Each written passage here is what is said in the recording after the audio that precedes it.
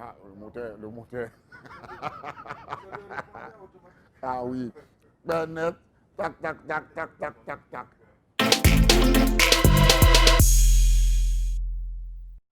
Bonjour, chers followers. Bienvenue à ce deuxième numéro de la chronique de Truman.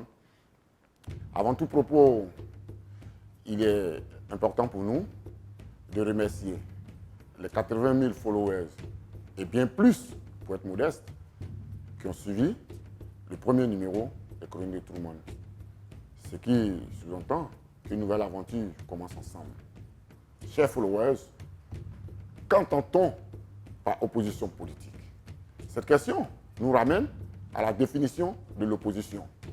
L'opposition, c'est tous les mouvements et groupements politiques qui s'opposent à la coalition qui gère le pouvoir dans un État donné. En un mot, c'est tous les mouvements et partis politiques qui critiquent logiquement d'ailleurs les actions du gouvernement et éventuellement apporter des solutions. C'est cela une opposition politique. Qu'en est-il de nos lois? Qu'en est-il? Que prévoient nos lois quant à l'exercice de l'opposition politique dans ce pays? Ceci nous ramène à la question de la constitutionnalité et de la légalité de l'opposition politique en Côte d'Ivoire. Cette question exige de nous que nous ouvrons notre constitution, la dernière bien entendu, qui date d'octobre 2016. Ce sujet est d'emblée, parce qu'on ne peut pas parler de l'exercice de l'opposition sans parler des libertés. Parce que s'opposer sous-entend qu'on soit libre de le faire. Et notre constitution aborde la question des libertés dans son préambule, dans lequel il est écrit que la Côte d'Ivoire exprime son attachement aux valeurs démocratiques reconnues à tous les peuples libres, notamment le respect et la protection des libertés fondamentales, tant individuelles que collectives. Au-delà du préambule, certains articles de notre Constitution évoquent la question avec une clarté. Si vous consultez la Constitution à son article 10, vous pourrez lire sans aucune grande difficulté en son article 10 que chacun a le droit d'exprimer et de diffuser librement ses idées, sauf pour les propagandes ayant pour but et pour effet de faire prévaloir un groupe racial sur un autre groupe et d'encourager la haine raciale ou religieuse. L'article 11 de la Constitution de 2016 stipule que les libertés et réunions de manifestation sont garanties par la loi. Selon l'article 12, aucun Ivoirien ne peut être contraint à l'exil. Je cite ces articles avant pour que vous vous fassiez une idée vous-même en comparaison avec la situation que le pays vit. Écoutez bien, chers followers. Dans l'article 13, les partis et groupements politiques se forment et exercent leurs activités librement sous la condition de respecter les lois de la République, le principe de la souveraineté nationale et de la démocratie. Ils sont égaux en droit et soumis aux mêmes obligations. L'article 13 parle de la liberté des partis et groupements politiques d'exercer, selon notre Constitution, leurs activités. Et c'est ce qui confirme et enracine le principe de la constitutionnalité de l'exercice de l'opposition démocratique dans notre pays. Ceci n'inclut pour autant pas l'effectivité et l'application, le respect de ces normes que nous nous sommes fixées nous-mêmes. Il est important de nous poser la question de savoir pourquoi, bien que la loi, la Constitution ivoirienne, donne le droit à l'opposition d'exercer pleinement ses activités, notre opposition semble timorée, notre opposition semble passive, notre opposition semble désorganisée. Si le rôle d'une opposition est de permettre à ses militants et à ses sympathisants de pouvoir espérer de l'aboutissement d'une lutte, il est impérieux que face aux différents manquements, l'opposition puisse exercer son droit démocratique que lui confère la Constitution dans un pays. Mais ceci ne semble pas être le cas de notre opposition, qui, selon les critiques, est timorée et ne réagit pas.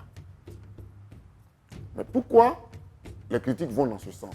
C'est simplement dû au fait que on a constaté ces dernières années dans ce pays beaucoup de manquements.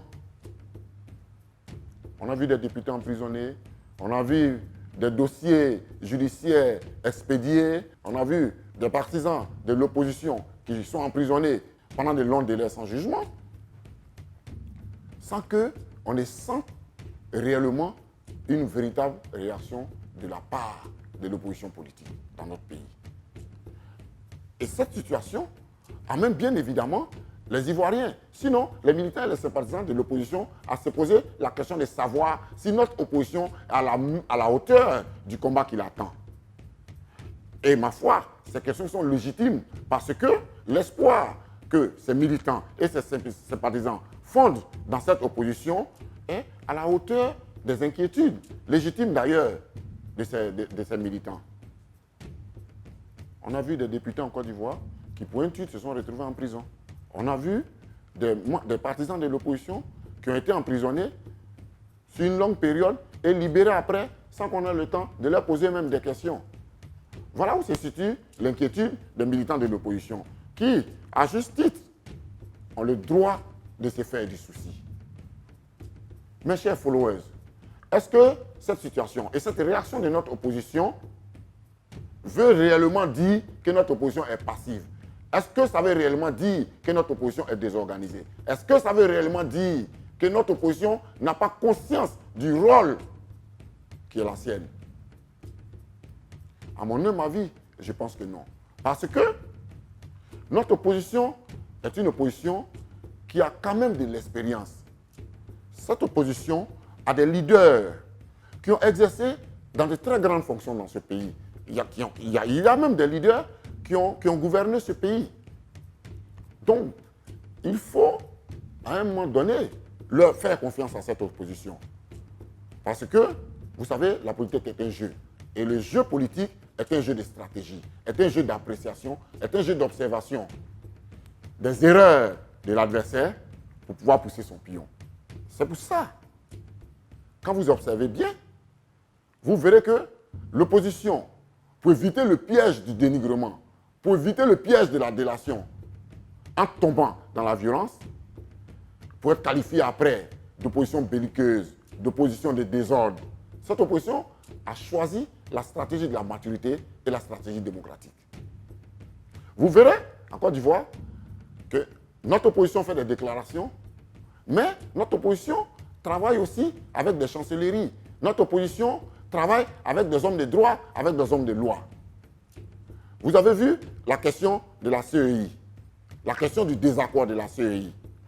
Notre opposition a fait un travail très intéressant au niveau de la Cour africaine des droits de l'homme qui a rendu son verdict, même si ce verdict est apprécié différemment selon qu'on soit du camp A ou qu'on soit du camp B. Toujours est-il que ce verdict est tombé à l'avantage de notre opposition.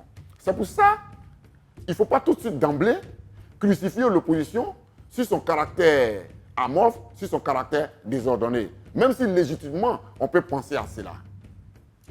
Chers followers, une des stratégies politiques consiste à ne pas dévoiler à l'adversaire en face ce qu'on entreprend dans l'ombre.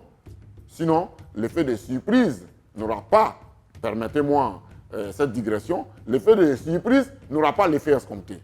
C'est pour ça que l'opposition ivoirienne a choisi des stratégies. Parce que chaque stratégie est applicable, sinon peut donner des résultats en fonction de son application dans un contexte, dans une période.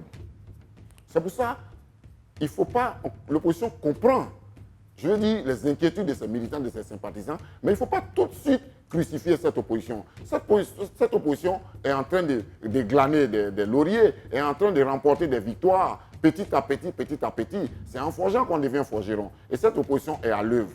La preuve, pour vous donner un petit exemple, le 23 décembre, ici même à Abidjan, sous nos yeux, quand la foudre s'est abattue sur Génération Un Peuple Solidaire, à son siège, et que ses dirigeants et ses leaders ont été pris en otage, parce que c'est une prise d'otage, quand ils ont été pris en otage, Génération Un Peuple Solidaire était à peine à 100 000 adhérents. Croyant que ce mouvement politique, qui d'ailleurs fait ses 1 an dans quelques jours, était complètement fini, quelques mois plus tard, ce mouvement se retrouve avec 400 000 adhérents. C'est-à-dire qu'il y a un travail de fond qui s'est fait. Politique, c'est le terrain qui importe. En politique, c'est les résultats qui comptent.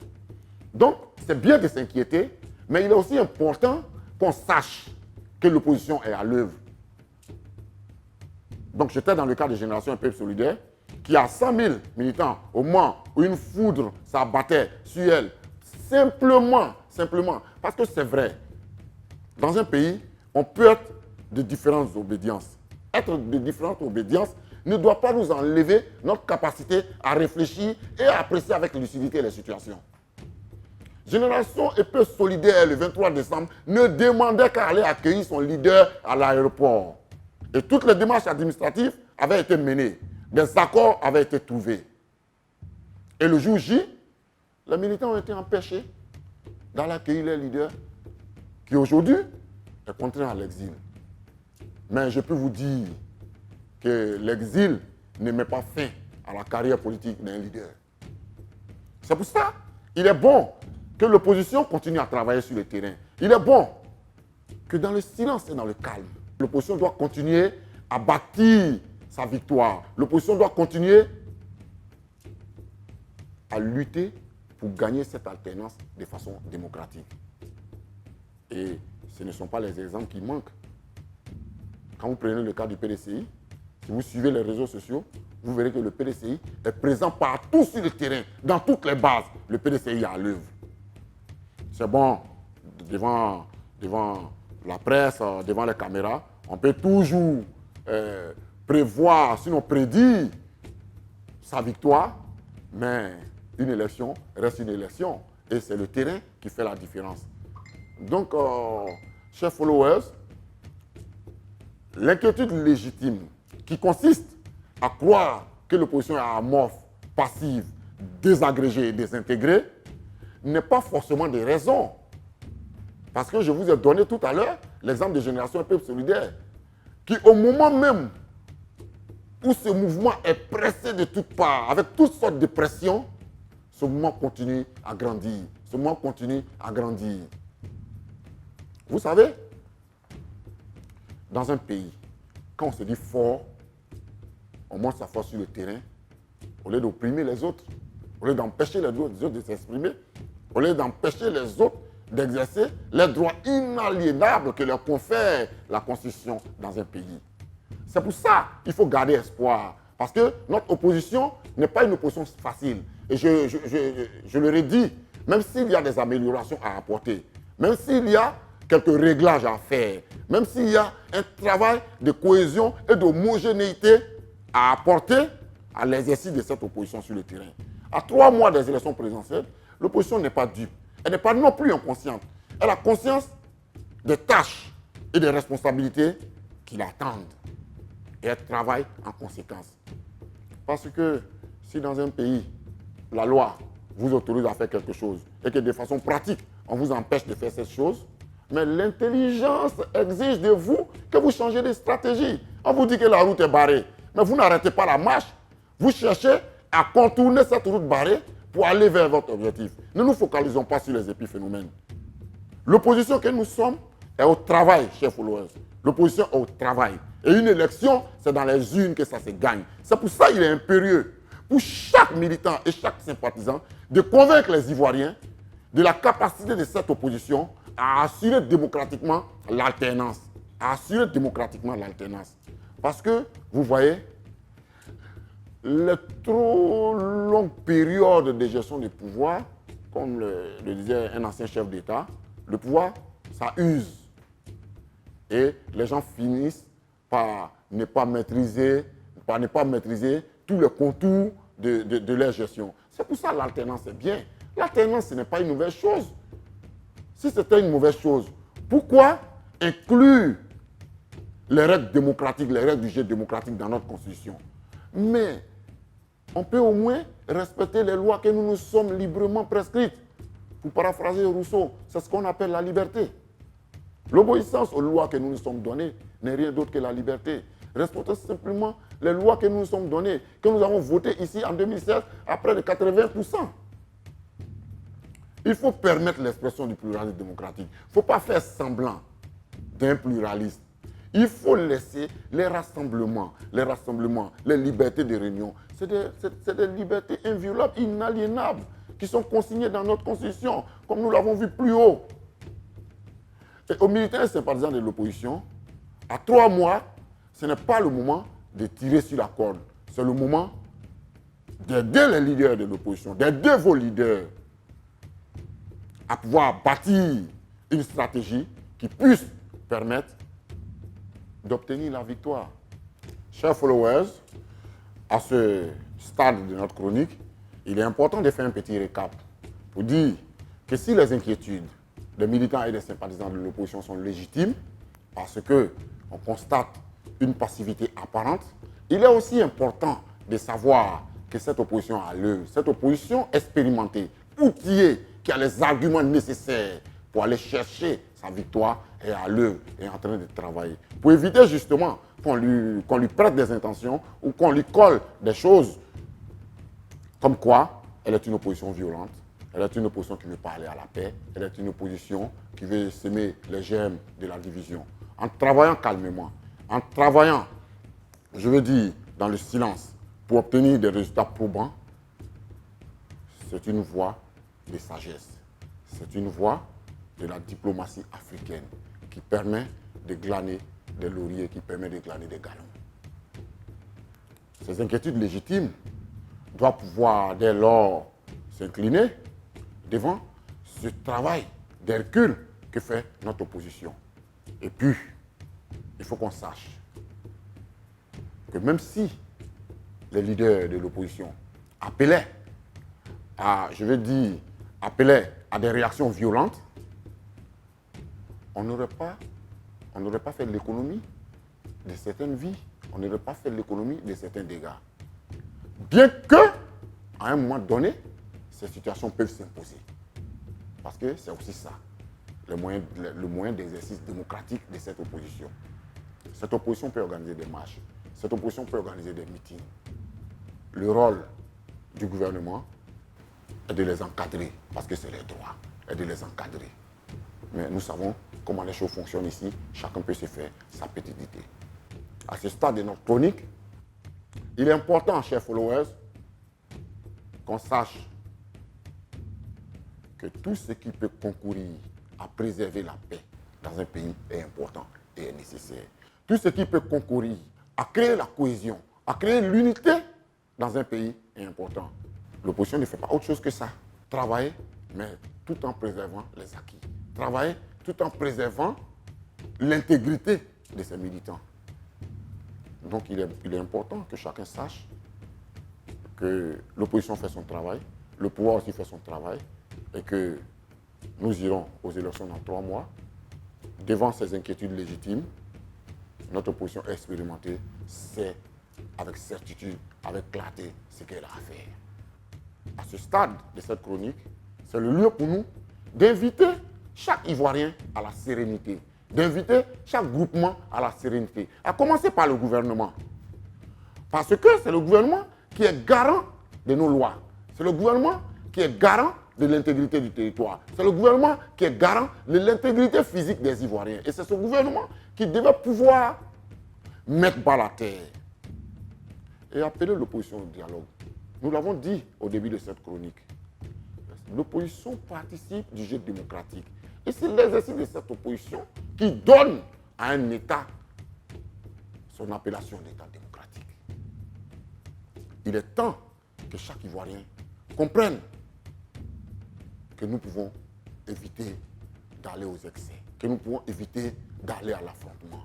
Il faut créer les conditions. Et que je le disais tantôt, il n'y a que le gouvernement qui est garant de ces conditions, qui est garant de la constitutionnalité de nos lois, qui est garant de l'application des règles.